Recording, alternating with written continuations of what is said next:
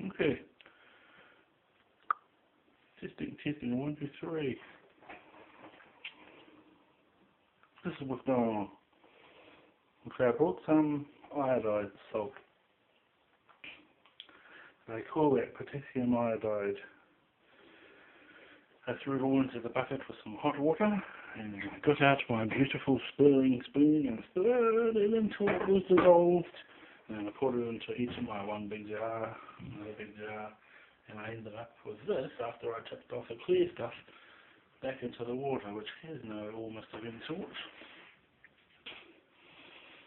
So just because it has nothing, I will still cylindrically spin it. We call that Vorex spin it.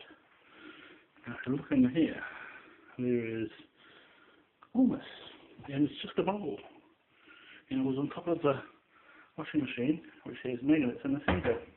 I just left it there for a little while, and the next thing you know, well, it made some. So I stick this spinning salt, spin it clockwise, basically loosey, righty-tighty. So righty-tighty means condensed. Lefty-loosey must mean pulling it out. Pulling it out of solution. So just randomly we're doing that. Look at this. It's supposed to be potassium iodide in there. Seem to have clumped together. I stuck a copper wire in there with the golden mean structure, which you cannot see. It's that dense. Okay, so I'll let that settle. See how thick it is. I have my two wires. One is copper, the other is copper. It's negative, but it never needs changing because it never erodes. Whereas the positive always does damage and turns into that gluey, coppery crap. So I've got some pencil heads. I've got a couple of pencils. The yellow ones are the best ones. Never buy the red ones that crap out. They're very chalky, rubbishy crap. There's a guy who sits around on a desk and he waits for people to order pencils. And then he deliberately goes off and gives people crappy pencils. So I've been working out how would you make it an atomic structure. I think that one just fell into place. Not exactly sure. So, yeah, throw that in the bucket. This is my machine with non-digital face. I find that if you have one that has digital, the more you push the button, the more the zone cracks and then leaves a place for the circuitry to get water down into the crack. I was trying to work out how to make an electromagnet. It all tangled up a bit.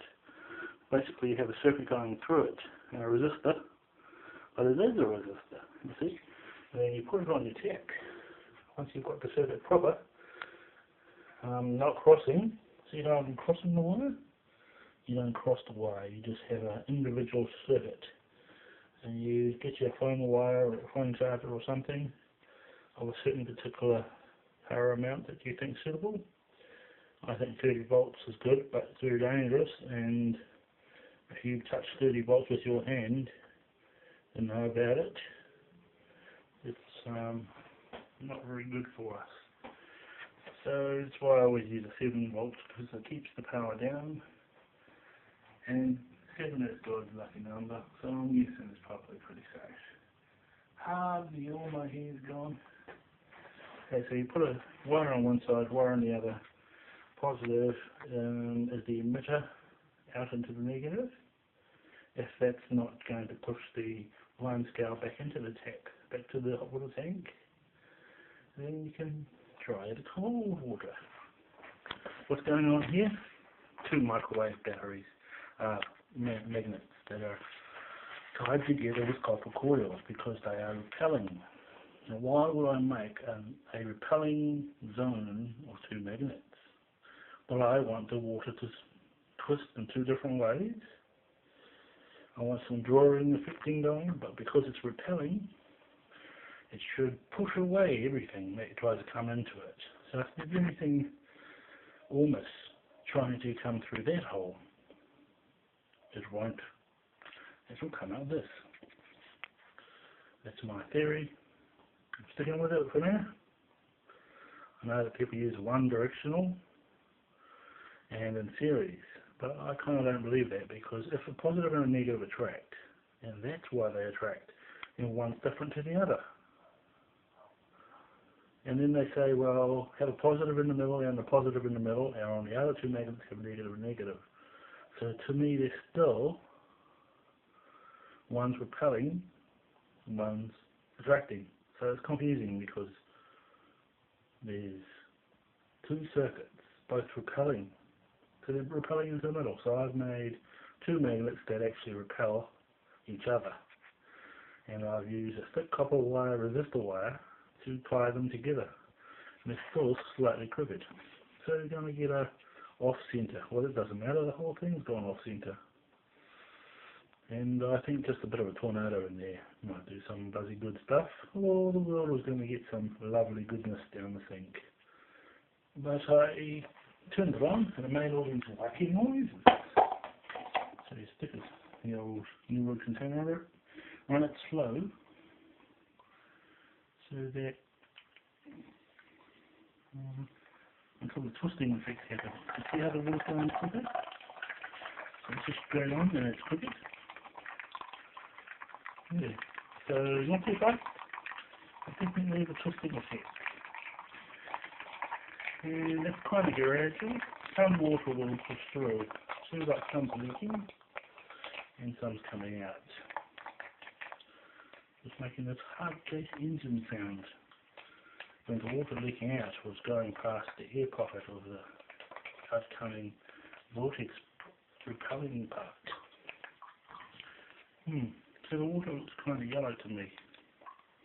Kind of golden. Yeah, it tastes bloody good too. Okay, so back to it. Salted water. Seems like it's just milky. Back to the almost. Oh, look at that almost. Look at the almost.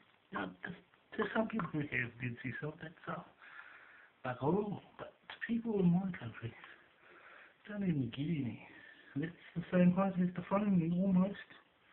Push it down, it'll only be 2 inches higher. Okay, water, turn it off.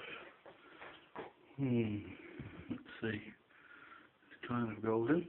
There's the sun outside, so I'll lift it higher. Higher, and it's blue. And it's ordinary.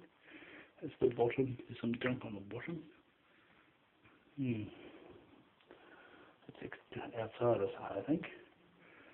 Yay, so this is the pig story that I've had on my filthy unpainted needs painting. I think maybe some caustic soda has done a little bit of damage. And the window was a bit crappy in some places. Been for a couple of winters. See, I need to put my caustic soda up in here.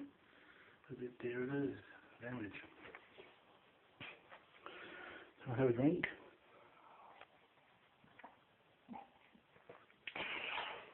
It's creamy. It's milky. Milk of Horus.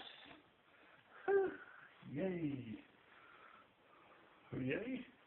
Okay, so the remaining salt in here, I will place it into, I'll probably take that out and put them into a couple of little ones, let them settle properly. I've put diamag water, so I have it repelling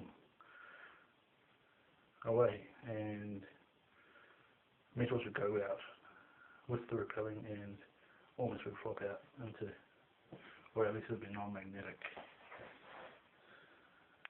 Maybe almost just going down the sink, I don't know, but it was non-magnetic water, non-iron particles, non-everything else.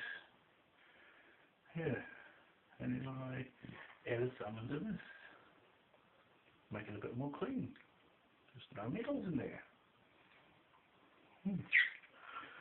Magnet, is it repelling?